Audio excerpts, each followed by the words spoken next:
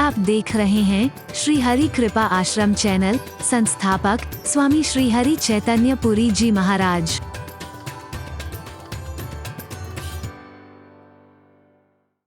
कैसे बच जाऊंगा मैं? प्रभु का कार्य समझ करके करूंगा और अंतर से परमात्मा का नाम लेकर के करूंगा। बुरा कर्म मुझसे नहीं होगा कभी भी। मैंने आपसे कहा था, खाली जवान से जो प्रभु नाम लेता है वो गलत कर सकता है। इसलिए कहावत बनी है, मुंह में राम बगल में छुरी, लेकिन दिल में राम बगल में छुरी न मैंने सुनी है, न किसी ने सुनी होगी कभी, और न कभी सुन पाएगा कोई। हृदय से परमात्मा का नाम लेते हुए, प्रभु का कार्य समझते हुए और प्रभु को समर्पित करते हुए यदि कर्म करें तो फिर भी कर्म के बंधन से हम बच सकते हैं, मुक्त हो सकते हैं। और यही मानव जीवन का परम परमार्थ है। कर्म करें हम, लेकिन ज्ञान पूर्वक करें, विचार पूर्वक करें और प्रभु का नाम लेते हुए करें। लाख प्रयास करके जिस सुख और आनंद से हम वंचित थे, सहज में उसकी कृपा से प्राप्त करने के अधिकारी बन जाएंगे। सखा परम परमारथ एहु, मन क्रम वचन राम पद नेहु, मन क्रम वचन राम पद नेहु। मन से प्रभु के चरणों में प्यार हो, वचन से प्रभु के चरणों में प्यार हो और कर्म से भी प्रभु के चरणों में प्यार। खाली ये ना हो कि हम जबान जबान से कह दें, व्यवहार में ऐसा ना आए हमारे, और अंतर में ऐसा ना आए। मैंने कहा ना, प्रारंभ की स्थितियां हैं। अब मैंने कहा कि त्वमेव माताश्च पिता त्वमेव बंधुश्च सखा त्वमेव विद्या द्रविणम त्वमेव सर्वम मम देव देव। मैंने सब कुछ आपको कह दिया। तो जवान मेरी कह रही है कि परमात्मा ही मेरे गुरु हैं, सखा हैं, भाई हैं, माता हैं, पिता हैं, सर्वस्व मेरे वही हैं।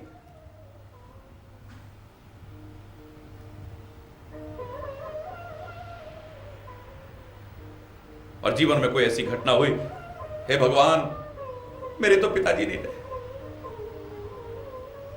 पिता किसको कह रहा है? जिसका अस्तित्व कभी खत्म हो सकता है, और उससे श्रद्धा हटा रहा है कि तूने क्या किया मेरे साथ में। कोई दुखद स्थिति मेरे को एकदम से प्रभावित कर देती है और ये बता देती है कि मैं खाली जवान से कह रहा था, अभी तक दिल से स्वीकार ही नहीं किया और व्यवहार में तो मेरे आया ही नहीं। गुरुदेव से प्रार्थना की, हे गुरुदेव तुम्हें आप ही सब कुछ है। गुरु ब्रह्मा गुरु विष्णु गुरुदेव महेश्वर, गुरु साक्षात परब्रह्म तस्मै श्री गुरुवे नमः। आप ही ब्रह्मा हैं, आप ही विष्णु हैं, आप ही शंकर हैं, आप ही परब्रह्म हैं। गुरु जी कभी ब्रह्मा जी के दर्शन हो सकते हैं? इसका मतलब उनको खाली आप जबान से कह रहे थे, दिल से आपने। मैं नहीं कह रहा कि गुरु अपने आप को भगवान मान ले, पर आप जो कह रहे थे, आपकी जबान कह रही थी, आपके दिल ने तो स्वीकार किया ही नहीं। कभी विष्णु भगवान के दर्शन हो सकते हैं? कभी शंकर भगवान के दर्शन हो सकते हैं? आप जो कह रहे हैं जबान से कह रहे हैं। जबान आपकी कह रही है तन मन धन सब है तेरा, और तेरा तुझको अर्पण क्या लागे मेरा। ये तन भी तेरा है, मन भी तेरा है, धन भी तेरा है। और थोड़ी देर बाद ही क्या करें गुरु महाराज, हे परमात्मा हमारा तो तन बड़ा दुखी रहने लग गया है। कहा तेरा है, लेकिन अभी माना मेरा है। मेरा तन बड़ा खराब रहता है, मेरा मन बड़ा बेचैन है। क्या करें, मेरा तो धन सारा बर्बाद हो गया है मेरा अभी, क्योंकि तेरे को रोना आ रहा है उसके। अगर तूने उसका समझा होता सच्चे हृदय से, आज पता लगा कि तूने खाली जवान से कहा था कि तेरा है, तेरा होता तो तेरे को चिंता करने की जरूरत नहीं है। उसको सौंप करके चलता तो तेरे को चिंता करने की आवश्यकता नहीं है। उससे बड़ा रक्षक दुनिया में कौन हो सकता है? वो तेरे तन की भी रक्षा करता, तेरे मन की भी रक्षा करता, तेरे धन की भी रक्षा करता। तू पाकर के अभिमान में आ गया, पाकर के अभिमान में आ जाता है, किसी को कुछ समझता ही नहीं, बड़ाई में फूला फिरता है, और जरा कहीं क्षति हो गई तो फिर रोता फिरता है, क्योंकि तूने मेरा समझा है। अभी खाली कहा है तन मन धन सब है तेरा। क्या करें महाराज जी, हमारा मन ही नहीं लगता है। अच्छा, अभी तो कह रहे थे तन मन धन सब है तेरा, मेरा मन नहीं लगता है। जिस दिन तेरा सचमुच तू कह देगा न लग जाए तो मेरे से कहना, एक क्षण नहीं लगेगा।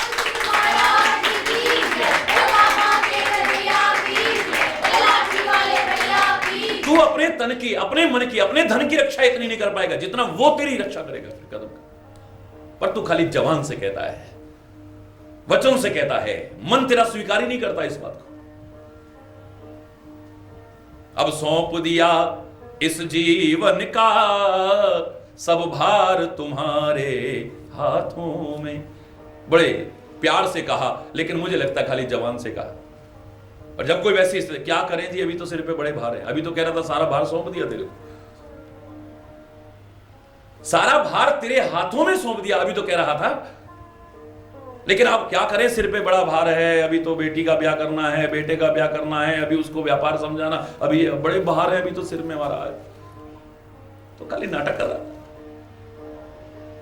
ये तू जो जवान से कहता है, एक बार तेरा दिल स्वीकार कर ले और तेरे व्यवहार में भी आ जाए, फिर देख जीवन का आनंद। प्यार खाली जवान से ना हो, परमात्मा के चरणों में। ठीक है, ये परम पुरुषार्थ है परमात्मा के चरणों में प्यार करना, लेकिन ये खाली जवान से ना हो।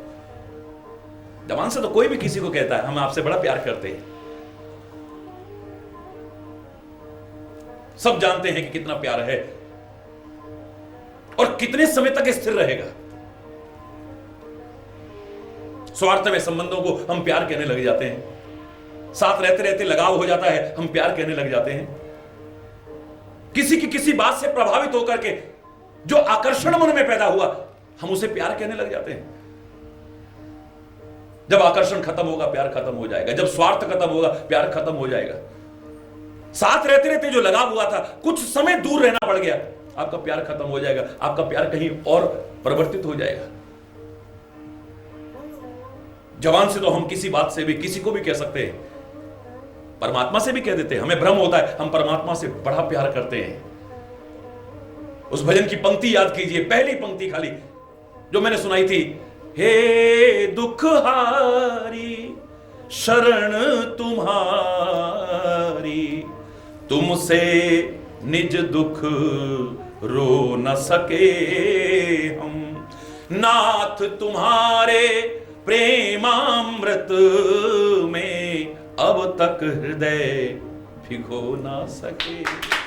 लोग समझते हैं कि हम आपके बड़े प्रेमी, लोग कहते हैं हम आपके बड़े प्रेमी, हमारा मन भी यही समझता है कि हम आपसे बड़ा प्यार करते हैं प्रभु। पर जब अंतरात्मा से निष्पक्ष होकर के विचार किया, अपने कर्मों पर निगाह दौड़ाई, तो यही आवाज आई, नाथ तुम्हारे प्रेमामृत में अब तक हृदय भिगो न सके। आपके प्रेम रूपी अमृत में अभी तक हृदय भीगा कहां है हमारा? भिगोया ही नहीं अभी तक तो हमने उसे। किनारे बैठे बैठे बारिश का आनंद लेकर के कोई भीजता नहीं है, उसके बीच जाओ फिर। हरि बोल, हरि बोल। प्यार है ये खाली जवान से ना हो। मन क्रम वचन राम पद नेहु, मन क्रम वचन राम पद नेहु। मन से हो, वचन से भी हो। कहने की क्या जरूरत है, आप तो जानते ही हो। नहीं, वचन से भी हो रहा है। आप तो अंतर्यामी, आपको बताने की क्या आवश्यकता, क्यों नहीं बताना है? आप कहिए, मन से भी कीजिए, जवान से भी कहिए और अपने व्यवहार से भी प्रदर्शित कीजिए ना कि हमें परमात्मा के चरणों में प्यार है। और खाली जवान से कहा तो नहीं चलेगा। बहुतों के मन में बहुत है लेकिन जवान खराब है तो वो भी नहीं चलेगा। कि मन में तो बड़ा है, मन में नहीं, बाहर भी ऐसा कीजिए ना। हमारे यहां शुद्धता पर विचार किया गया तो यह कहा बाहर की भी शुद्धता हो और आंतरिक शुद्धता भी हो, अंतर में भी प्यार हो और वही जीवन भी हम अंदर से भी अच्छे हो, बाहर से भी अच्छे हो ना। दिल का बड़ा साफ सुथरा है, ऊपर से जरा, ऊपर से क्यों, ऊपर से भी खराब नहीं होना है। बाली में क्या कमी थी? बाली अंदर कितना प्यार करता है प्रभु से, पर हृदय प्रीति मुख वचन कठोरा, बोला चितई राम की ओरा। हृदय में बड़ा प्यार है लेकिन जवान से कठोर वाणी बोल रहा है, राम से बहस कर रहा है, तर्क कर रहा है राम से। ये प्यार की परिभाषा नहीं है। प्यार में तो राजी हैं हम उसी में जिसमें तेरी रजा है, तू जो चाहता है ठीक है।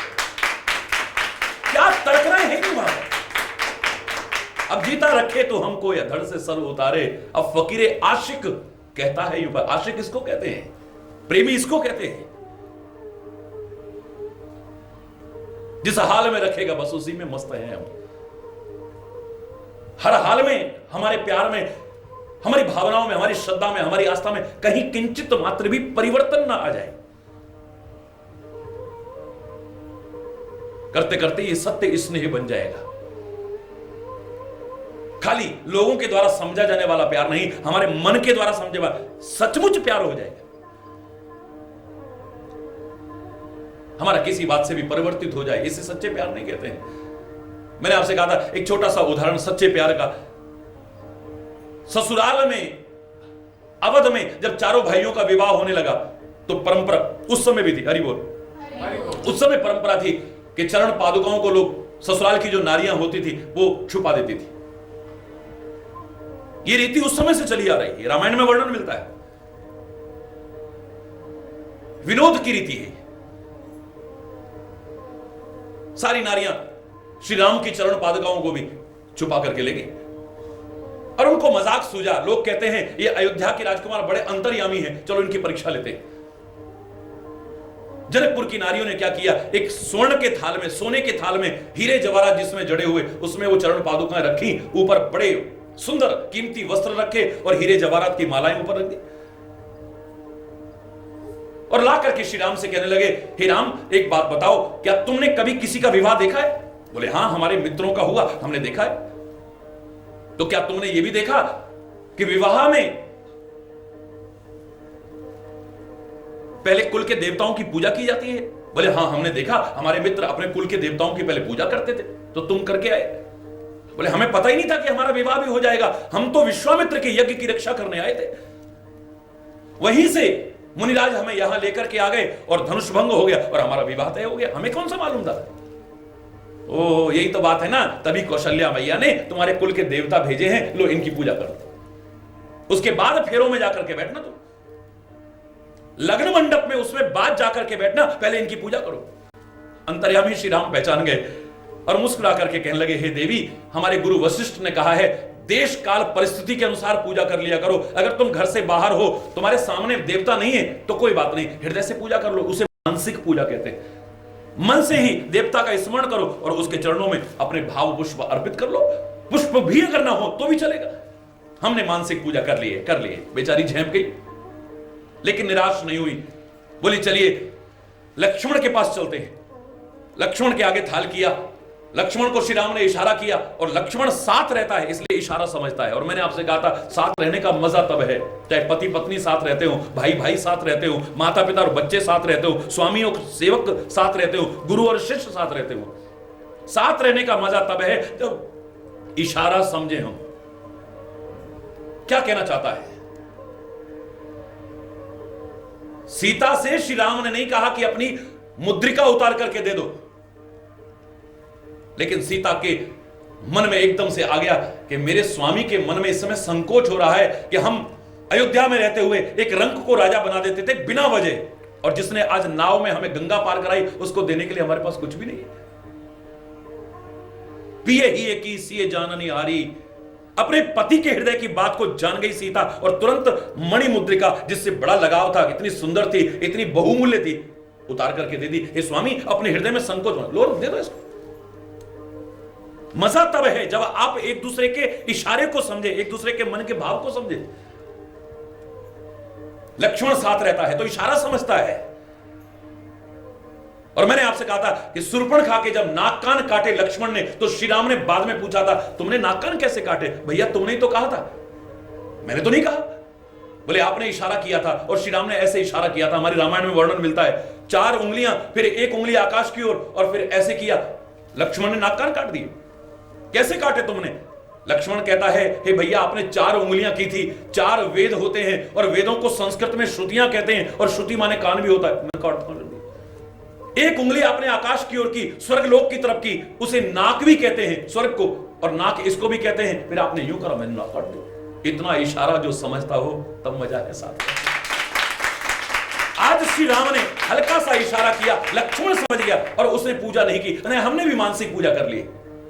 झेप करके शत्रुघ्न के पास गई, शत्रुघ्न को इशारा किया, शत्रुघ्न ने भी वही कह दिया। भरत भैया बड़ा भावुक है, ये इशारा नहीं समझेगा, उसके कान में जाकर के कहा भैया ये है ससुराल, यहां मजाक उड़ जाएगी, देखो इसमें है चरण पादुका मेरी, कोई देवता वेवता नहीं है, इनके चक्कर में मत आ जाना, क्योंकि तुम भक्ति पूजा में बड़े मगन रहते हो, तुमसे जरा कोई कहते फट तुम पूजा करना शुरू कर देते हो, तो यहां मजाक उड़ जाएगा, जगह देख लेना। राम निश्चिंत है कि भरत जब भावुक है एकदम से इसमें आ जाता है, उसको मैंने समझा दिया, वापस आकर के बैठ गए। लेकिन जब वो ससुराल की नारियां भरत के आगे थाल को लेकर के गई, भरत ने तो आंखों के जल से उसको स्नान करा दिया, पुष्प लेकर के उस पर अर्पित करने और उसकी पूजा करना शुरू कर दिया। मजाक उड़ गया, सारे के सारे तालियां मजाक बजा बजा करके मजाक उड़ाने लगे। देखो लोग कहते थे अयोध्या के राजकुमार बड़े अंतर्यामी है, अरे देखो ये तो चरण पादुकाओं की पूजा कर रहे हैं देवता समझ करके। नारियां मजाक उड़ा करके चली गई। श्री राम ने कहा भरत भैया मैंने पहले कहा था जगह देख लेना, मजाक उड़वा दिया ना हमारा, क्या फायदा मिला बताइए? मैंने तेरे से कहा था कि इसमें देवता नहीं है चरण पादुका, तेरे को तो समझा कर, ये तो इशारा भी समझ गए और तेरे तो कान में कह के गया था। भरत कहता है आंखों में आंसू भर के, हे भैया जिन्हें प्राणों से बढ़ करके मैं महत्व देता हूं चरण पादुकाओं को और चरणों को, पता लगने के बाद कि वही चरण पादुका मेरे सामने आ गई हैं, जिनकी रात दिन हृदय से पूजा करता हूं, आज सौभाग्य से मेरे सामने वही चरण पादुका आ गई हैं, और खाली इस डर की वजह से कि लोग मजाक उड़ाएंगे मैं उनकी पूजा ना करूं तो धिक्कार है मेरे प्यार पर। वो प्यारी क्या हुआ जो लोगों के मजाक की वजह से, जरा सा इस बात से डर जाऊं कि लोग मजाक उड़ाएंगे तो फिर प्यार ही क्या हुआ, धिक्कार है ऐसे प्यार पर। हरि बोल, हरि बोल।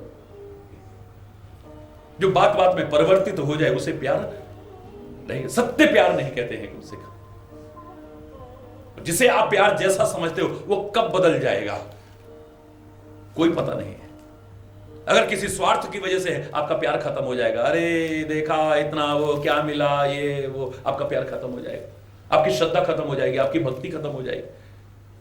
किसी आकर्षण की वजह से लगाव था, अब वो आकर्षण अगर खत्म हो गया तो आपका प्यार खत्म हो जाएगा। साथ रहते रहते कोई लगाव पैदा हुआ था और आपने प्यार समझा, कभी दूर रहना पड़ गया संयोग से, तो आपका प्यार खत्म हो जाएगा। मन क्रम वचन राम पद नेहु, मन क्रम वचन मन से वचन से और कर्म से तीनों से राम के चरणों में प्यार करें। हे सखा यही हमारा परम पुरुषार्थ है। हरि बोल, यही परम पुरुषार्थ है, परम परमार्थ भी जीवन का यही है। तो हे निषाद राज, तुम जिस स्थिति से गुजर रहे हो, तुम जो अपनी शंकाएं व्यक्त कर रहे हो, जिस भ्रम में तुम जी रहे हो, संभावना होती है कभी आपका प्यार खत्म हो सकता है, क्योंकि आप कह रहे हो कि कर्मों का फल ही भोगना पड़ता है, लोग सत्य ही कहते हैं। हरि बोल। देखो ना राम जंगल में कितने कष्ट उठा रहे हैं। हरि बोल, हरि बोल, जोर से बोलो हरि बोल। है कि राम ने भी ऐसे कौन से कर्म किए हैं जिनकी वजह से जंगलों में भटक रहे हैं, जिनकी वजह से इतनी सुख सुविधाओं का परित्याग करके आज जंगल में पेड़ों के नीचे कुशा और पत्तों के आसन पर सो रहे हैं। क्या इन्होंने भी कोई बुरे कर्म करे होंगे? इसका प्यार शंका आते ही खत्म हो सकता है, इसकी भक्ति और श्रद्धा में परिवर्तन आ सकता है।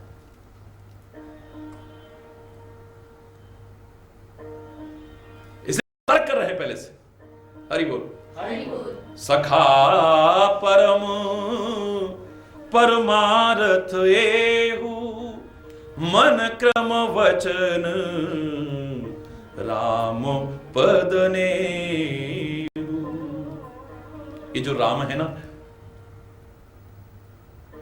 ये खाली मेरे भैया नहीं है। हरि बोल, हरि बोल। ये खाली अवध नरेश के पुत्र नहीं है। हे निषाद राज,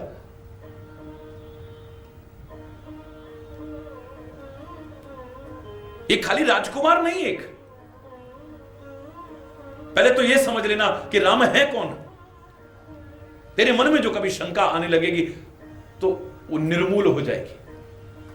राम ब्रह्म परमारथ रूपा, राम ब्रह्म है, ये वही परम सत्ता है जो सारी सृष्टि का नियंत्रण करती है, ये साकार रूप में मानव बन करके मानवों को सिखाने के लिए आए अवश्य हैं ये, लेकिन ये कोई मानव नहीं है।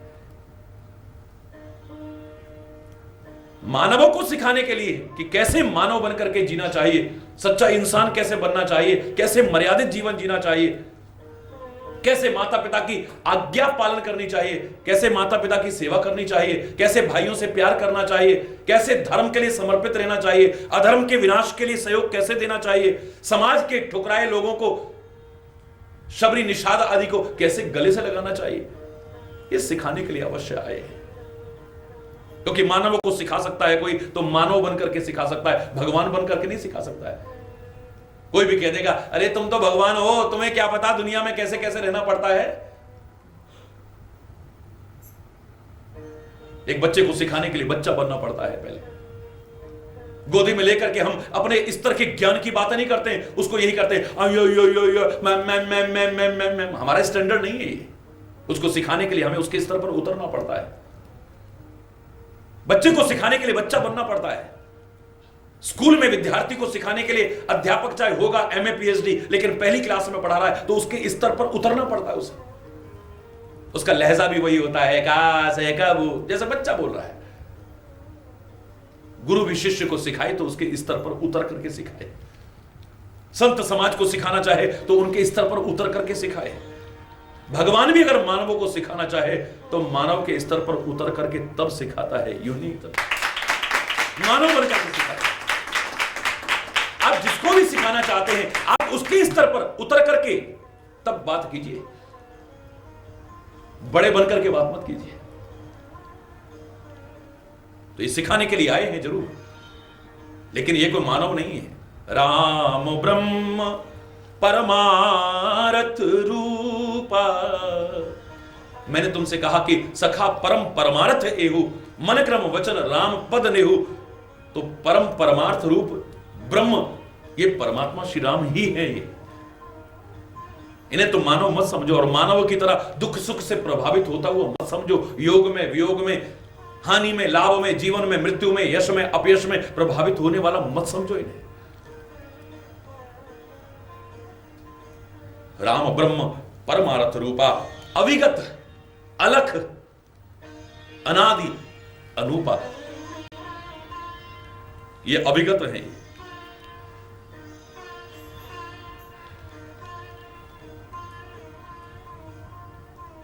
जानने में नहीं आ पाते हैं ये। वेदों ने भी कितना वर्णन किया पर अंत में जाकर के यही कह देते हैं नेति नेति न इति न इति न इति। नहीं जान पाए इसे पूरा। कितना ध्यान लगाया ऋषि मुनियों ने, वो नहीं जान पाए। कितने योग साधनाएं की, वो इन्हें नहीं जान पाए। तो हम और आप क्या जानेंगे? हां, ये कृपा करके जना दे तो कोई भी जान सकता है, फिर कोई मुश्किल नहीं। यही कृपा करके अपने आप को जना दे, अपने आप को प्रकट कर दे तो हम जान सकते हैं। वरना इन्हें जानना विधि हरि शंभु नचावन हारे, जग पेखन तुम देखन हारे, तेऊ न जान ही मर्म तुम्हारा, और तुम ही को जान नहीं आ रहा। ब्रह्मा विष्णु महेश जो सारी सृष्टि को नचा रहे हैं, तेऊ न जान ही मर्म तुम्हारा, वो नहीं जानते तुम्हारे मर्म को, और तुम्हें को जान नहीं आ रहा। और तुम्हें कौन जान सकता है? हां, एक जान सकता है, सोई जानई जेह देहो जनाई।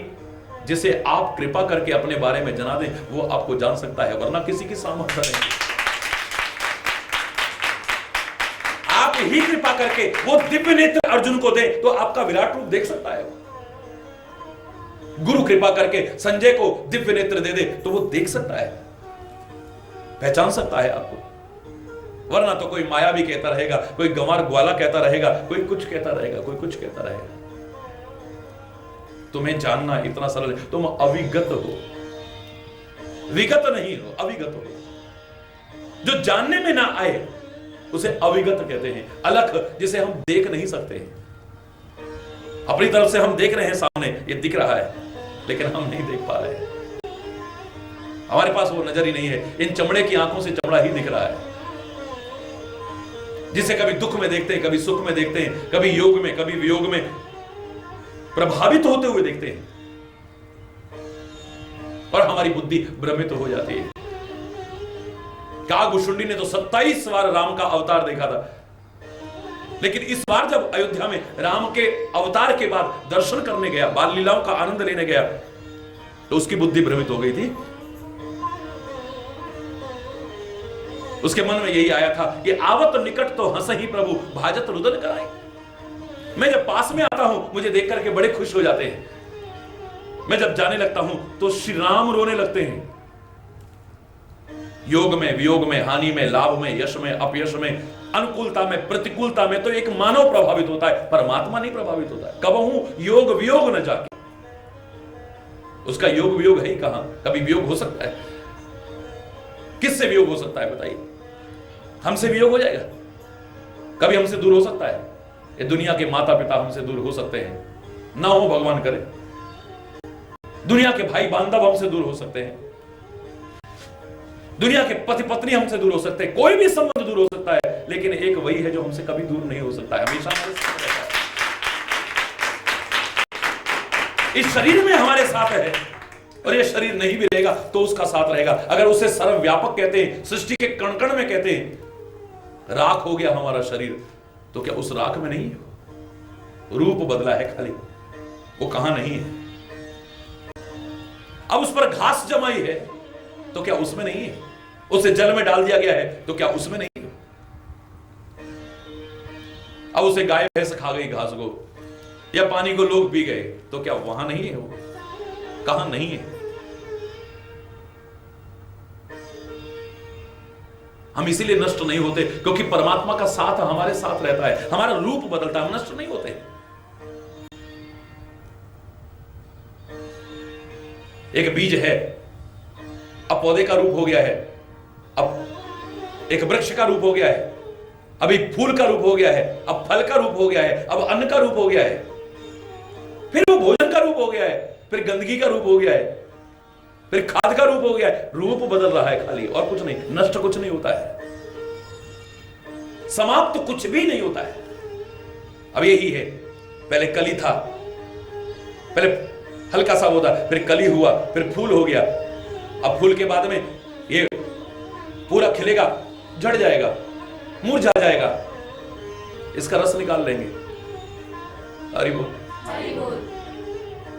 रूप बदल जाएगा इसका। इत्र का रूप बन सकता है, गुलाब जल का रूप बन सकता है, रूप बदलता रहेगा इसका, ये नष्ट नहीं होता कभी।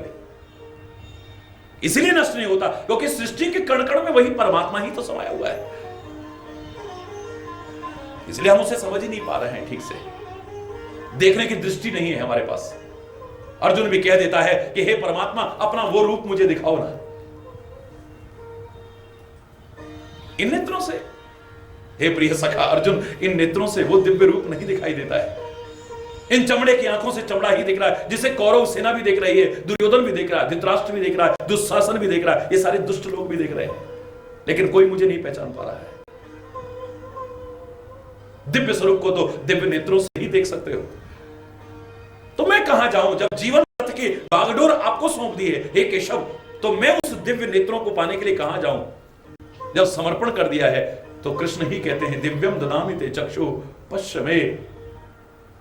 हे प्रिय सखा अर्जुन, अब मैं ही कृपा करके दिव्य नेत्र देता हूं, और दिव्य नेत्रों से तू मेरे दिव्य स्वरूप को देखने की कोशिश कर, वरना उसे देख पाना, उसे समझ पाना इतना सरल नहीं है। हरि बोल। अविगत बोलो, अलख अनादि अनूपा। अनादि है, उसका कोई आदि, शुभारंभ उसका कब हुआ कौन जानता है।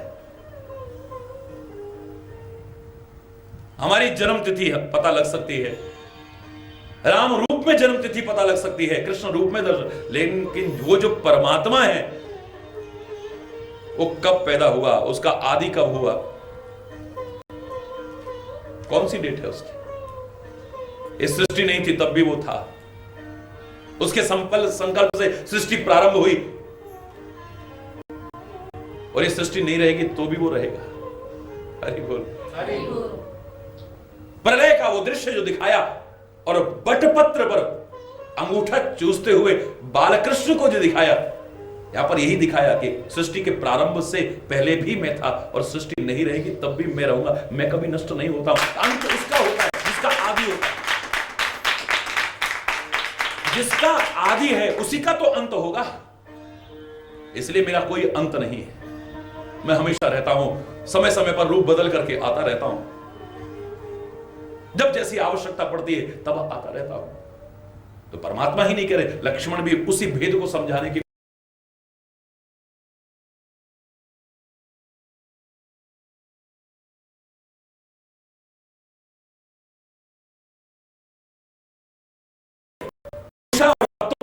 सोचते हुए देखोगे उस राज्य के वैभव को छोड़ करके तुम सोचोगे पता नहीं कौन से कर्म करे हैं जिसके बदले में कष्ट उठाते हैं। और कल मैंने आपसे कहा कष्ट उठाना कर्मों के कारण होता है, लेकिन मात्र कर्मों के कारण ही कष्ट उठाता है व्यक्ति, ऐसा नहीं है। एक अपने कर्मों से कष्ट उठाता है, एक किसी को सुख पहुंचाने के लिए कष्ट उठाता है, एक जीवन में कुछ पाने के लिए, कुछ बनने के लिए कष्ट उठाता है। कष्ट उठाने का अर्थ खाली गलत कर्म ही है। एक व्यक्ति कुछ बनना चाहता है, कुछ पाना चाहता है, अपने जीवन के व्यक्तित्व को निखारना चाहता है, तो वो भी कष्ट उठाता है। एक बुखार में तपता है, एक कुछ बन नहीं पाया तो सड़क पर तप रहा है, पत्थर फोड़ता हुआ, बिल्डिंग बनाता हुआ तप रहा है। लेकिन एक व्यक्ति के घर में सब कुछ है, हर सुख सुविधा है, लेकिन जबरदस्ती जाकर के तप रहा है, यानी तपस्या कर रहा है। अपने किसी कर्म के कारण नहीं, कुछ पाने के लिए, कुछ बनने के लिए वो तप रहा है, यानी तपस्या कर रहा है, यानी कष्ट उठा रहा है। एक अपने कर्मों से उठा रहा है, एक कुछ बनने के लिए, और एक व्यक्ति किसी को आग से बचाने के लिए उस अग्नि में कूद पड़ता है, तो तप वो भी रहा है। लेकिन फर्क इतना है, ये अपने कर्मों के कारण नहीं, किसी को उस आग से बचाने के लिए तप रहा है। फर्क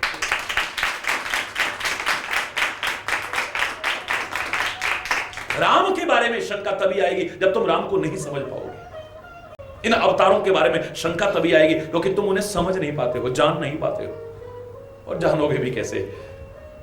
अविगत अलख अनादि अनूपा, वो जो न जानने में आ सके ऐसा वो है, अविगत है, जो देखा ना जा सके इन आंखों के द्वारा,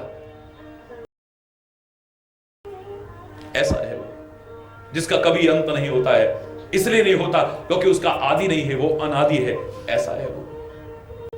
संसार में किससे उपमा दी जाए उसकी, कहने को हम कहते रहे ये उसके जैसा, ये उसके जैसा, ये उसके जैसा, लेकिन वो अपने जैसा खुद है, उसके जैसा संसार में है, अनूप है, उसकी कोई उपमा नहीं दी जा सकती। अपनी बुद्धि से हम उपमाएं दे देते हैं, उसके गुणों की उपमाएं दे देते हैं, उसकी उपमाएं दे देते हैं। ये कैसा कृपा करता है, कितनी कृपा करता है, कृपा सिंधु है। अरे सिंधु की सीमा है, फिर भी हमारी बुद्धि में इतनी बड़ी सागर की मर्यादा दिख रही है, हम उसे सागर जैसा कह देते हैं। सिंधु है तू, लेकिन सागर की सीमा है वो तो असीम है, उसकी तो कोई सीमा नहीं है। सागर के आगे भी कुछ है, लेकिन उसकी कृपा के आगे कुछ है ही नहीं। प्यार का सागर है तू, तेरी एक बूंद के प्यासे हम, क्योंकि हमारे दिमाग में सबसे बड़ा सागर होता है, हम उसे सबसे बड़ा सागर जैसा कह देते हैं। जो हम देखते हैं अपनी बुद्धि के अनुसार, अपनी आंखों से, उतना कहते हैं, लेकिन वो तो ऐसा है जो खाली इन आंखों से नहीं देखा जा सकता, इस बुद्धि से खाली नहीं जाना जा सकता है। उसकी कृपा हो जाए तो जान।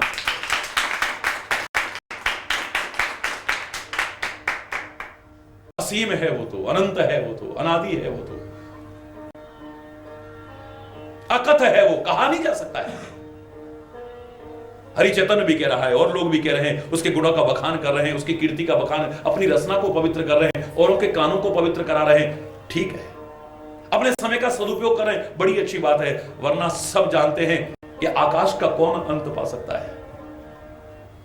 उड़ती मक्खी भी है, उड़ता मच्छर भी है, उड़ता बाज भी है, उड़ता गरुड़ भी है।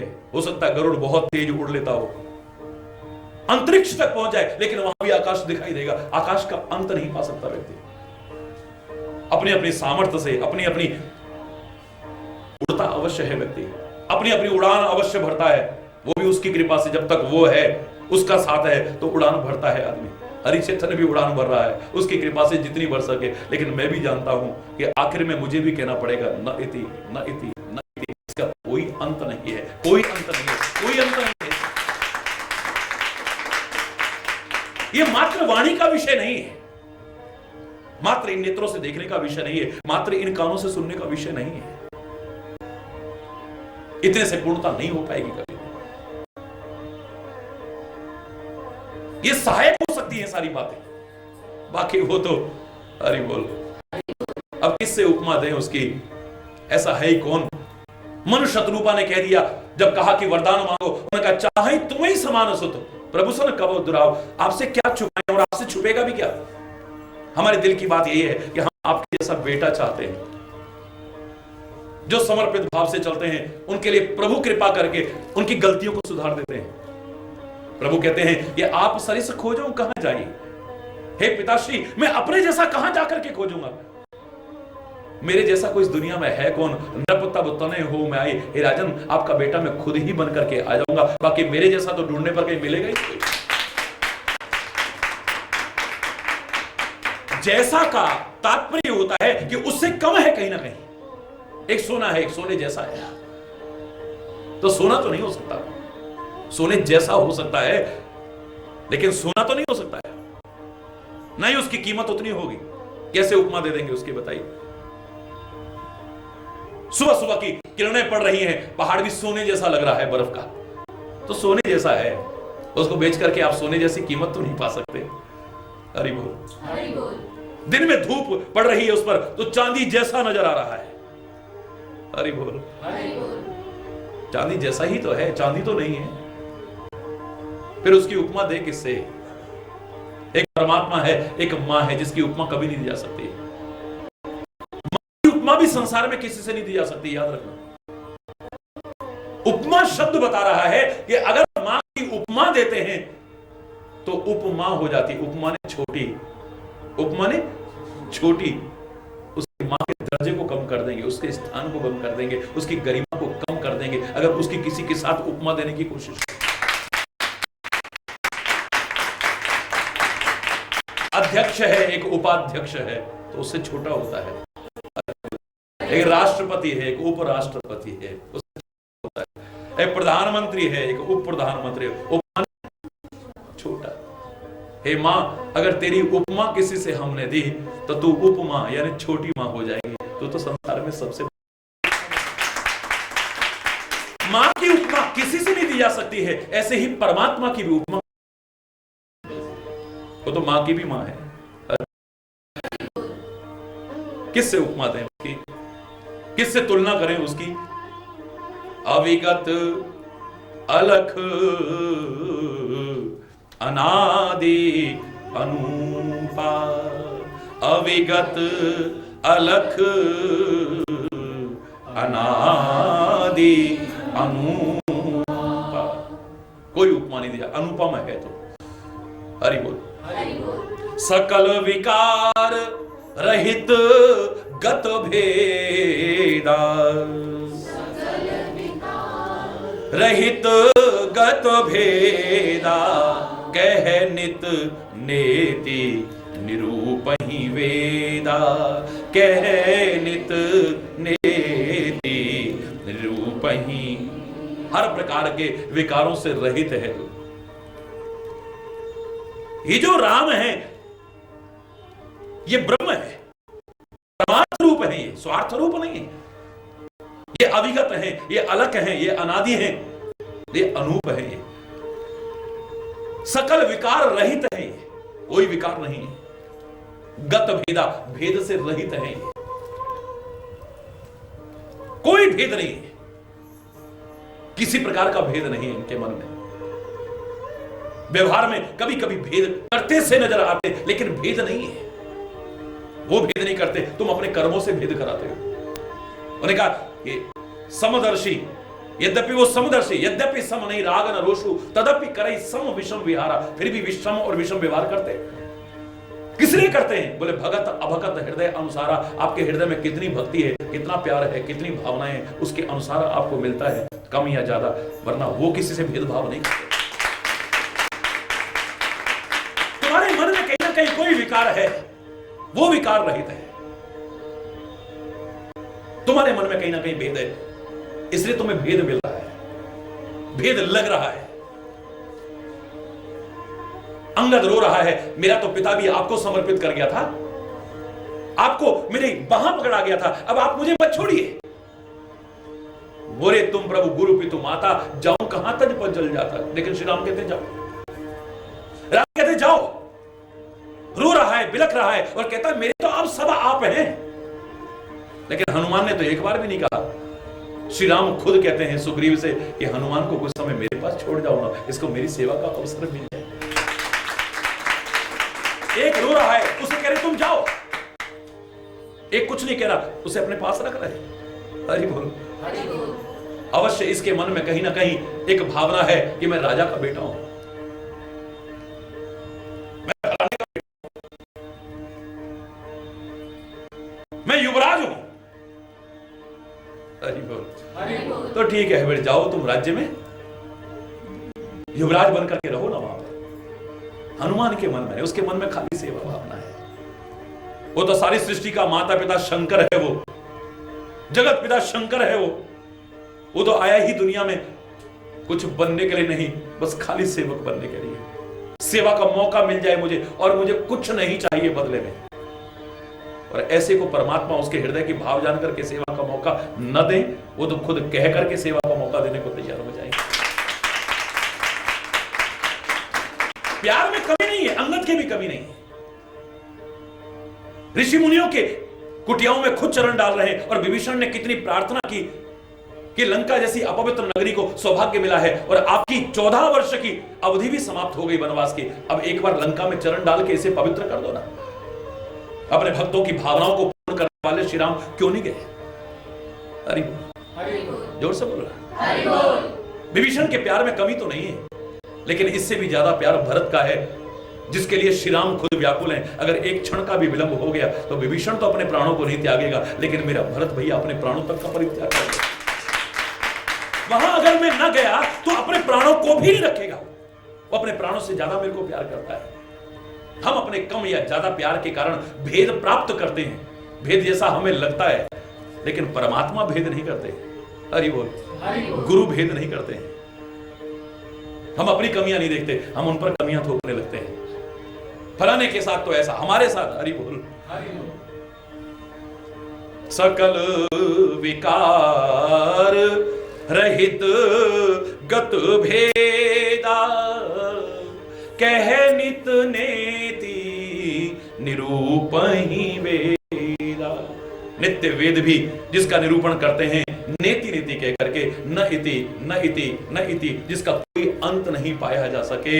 हे अनंत, हे जगदाधार, ऐसा है तू। लक्ष्मण कहते हैं इसे मानव मत समझो, ये वही परमात्मा अवतार लेकर के आयु। भगत, और किस लिए आए हैं? भगत बोलो। भूमि भूसुर सुरभि सुरहित लागे कृपाल, करत चरित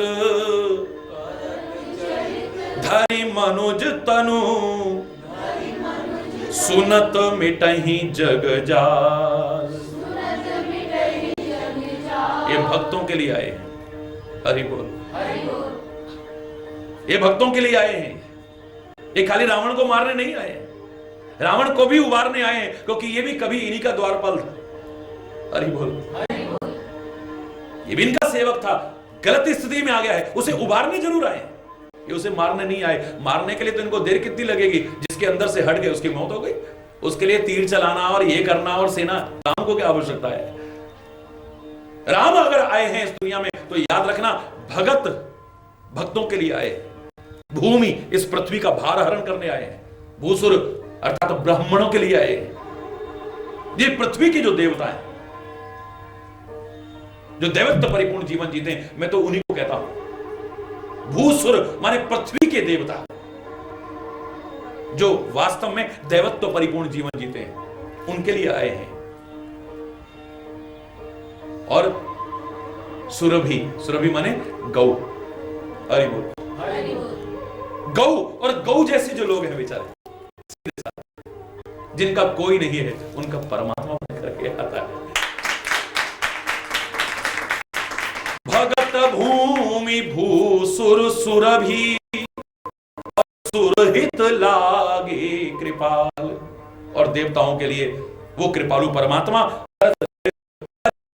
मानव शरीर धारण करके अनेक प्रकार के चरित्र कर रहा है। और उसे अगर तुम ठीक से सुन लोगे तो सुनत मिटहि जग जाल। कहने से नहीं कहा है, देखने से नहीं कहा है, पढ़ने से नहीं कहा है, क्योंकि वहां तो शंकाएं पैदा हो सकती हैं। देख करके शंकाएं हो जाएंगी तुम्हारे मन में। भगवान के चरित्रों को देख करके अच्छों की बुद्धि भ्रमित हो गई तो तुम बचोगे। हरि बोल। ये भगवान कैसे हो सकते हैं, ये भगवान कैसे हो सकते हैं, ये भगवान कैसे हो सकते हैं, ऐसा क्यों, ऐसा क्यों, ऐसा क्यों, बस इसी मकर जाल में फंसे रहोगे। लेकिन अगर किसी जानकार के मुख से सुन लोगे तो तुम्हारे वो सारे जितने जगजाल हैं, जितने भ्रम हैं, जितनी शंकाएं हैं, वो सारी की सारी समाप्त हो जाएंगी। श्रद्धा पैदा होगी, प्यार पैदा होगा। इसलिए हे सखा, हरि बोल, हरि बोल, जोर से बोलो ना, हरि बोल। इसलिए हे सखा, सखा समुझी अस परिहर मोह, सखा समुझी अस परिहरि मोह। ऐसा विचार करके जो मोह तेरे मन में पैदा हुआ है, या हो सकता है जो अज्ञान पैदा हुआ है, या हो सकता है जो शंका पैदा हुई है, या हो सकती है कि पता नहीं किन कर्मों के कारण यहां कष्ट उठा रहे हैं, क्या कहीं ने ऐसा क्यों किया, क्या कहीं ने ऐसा क्यों किया, इसको दूर कर देते। सखा समुझ अस परिहर मोह, सिय रघुवीर चरण रत हो। सिया राम जी के चरणों में तुम प्यार करो, बस अपने प्यार को स्थिर बनाए रखना, कभी कम मत होने देना या कभी से नष्ट मत होने देना। यही जीवन का परम पुरुषार्थ है। हे सखा, जो किसी की श्रद्धा कम हो रही हो या श्रद्धा कम होने की संभावना हो, उसको संभाल देते हैं, उसके प्यार, उसकी भक्ति, उसकी श्रद्धा, उसकी भक्ति को स्थिर कर देते हैं। और दुर्भाग्यशाली हैं वो लोग जो अपनी श्रद्धा तो हटाते हैं, साथ में दूसरों की भी श्रद्धा को कोशिश करते हैं, आस्था को आहत करने की कोशिश करते हैं। शंकाएं दूर करने की बजाय उनके हृदय में, उनके मस्तिष्क में और शंकाएं पैदा करने की कोशिश करते हैं। धन्य है लक्ष्मण, धन्य है ऐसे आचार्य जो इतने दूरगामी सोचते हैं कि कभी इसके मन में शंका पैदा हो सकती है प्रभु के प्रति, इसका प्यार खत्म हो सकता है, उसे अभी से निर्मूल करने की कोशिश करते हैं, इसके प्यार को स्थिर करने की कोशिश करते हैं। ज्ञान, भक्ति और वैराग्य परिपूर्ण चर्चा सुना करके दूर करने की कोशिश करते हैं। उसके जीवन को महान और दिव्य बनाने के लिए कर्म, भक्ति और ज्ञान का समन्वित रूप उसके सामने रखते हैं। हे सखा, अपने मोह का परित्याग कर दो, अपने अज्ञान का परित्याग कर दो, अपनी आसक्ति का परित्याग कर दो, अपनी शंकाओं का परित्याग कर दो और सिय रघुवीर चरण रत हो, श्री रघुवीर सिय रघुवीर चरण रत हो, सिय रघुवीर चरण। बस कहत राम गुण भाव अनुसारा। इस चौपाई जो अभी आपने सुनी, सिय राम रघुवीर चरण रत हो, यहां तक 14 पंक्तियां हैं कुल, 18 पंक्तियां, क्षमा चाहूंगा, गीता के 18 अध्याय से कम नहीं है एक एक पंक्ति। और भी विस्तृत व्याख्या समय आने पर ईश्वर की कृपा से करने की कोशिश करूंगा। जो कमी रह गई हो उन्हीं से प्रार्थना करूंगा कि उसे भी दूर करें।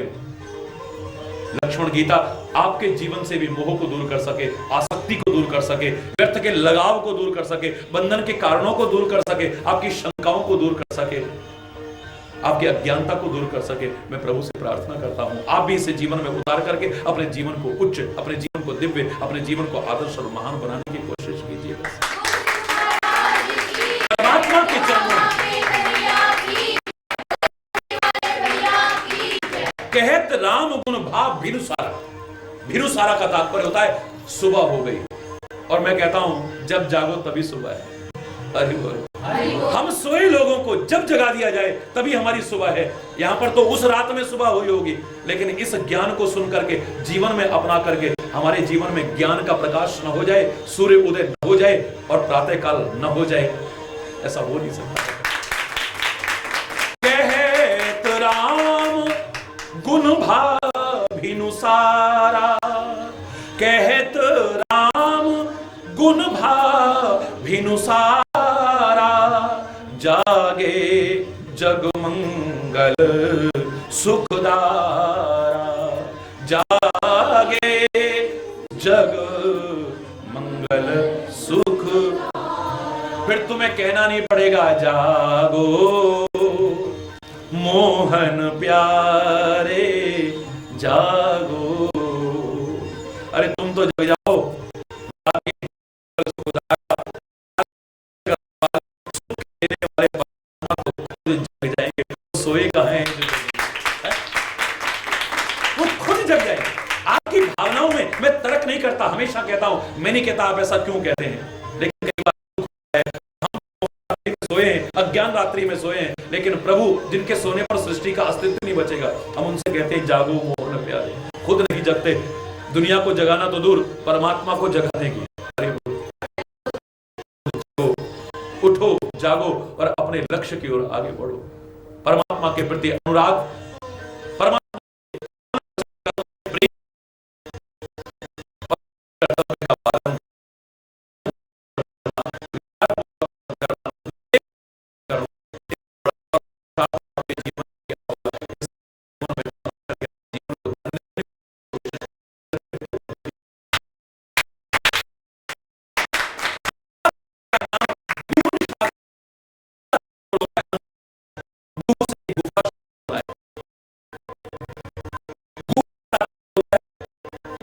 अंधकार, इसी से गुहा शब्द, और गुहा का ही अपभ्रंश गुफा है।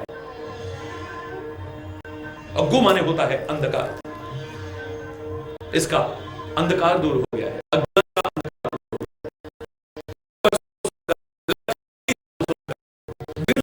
यानी प्रातः काल हो गई है, यानी ज्ञान का प्रकाश हो गया है। आपके जीवन में भी हो जाए, मैं प्रभु से ही प्रार्थना करता हूं। आप भी इसे अपने जीवन में अपनाने की प्रभु से प्रार्थना करते हुए कोशिश कीजिएगा। अपने जीवन को धन्य धन्य कृत कृत्य करने की कोशिश कीजिएगा, सार्थक करने की कोशिश कीजिएगा।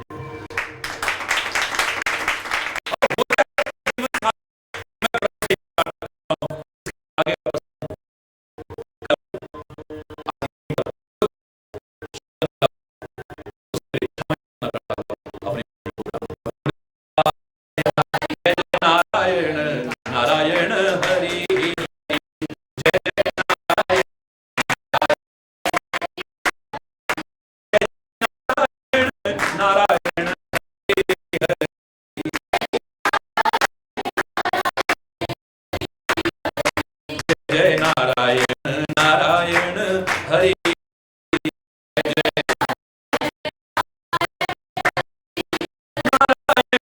नारायण हरि हरि, हरि बोल हरि बोल हरि बोल हरि बोल।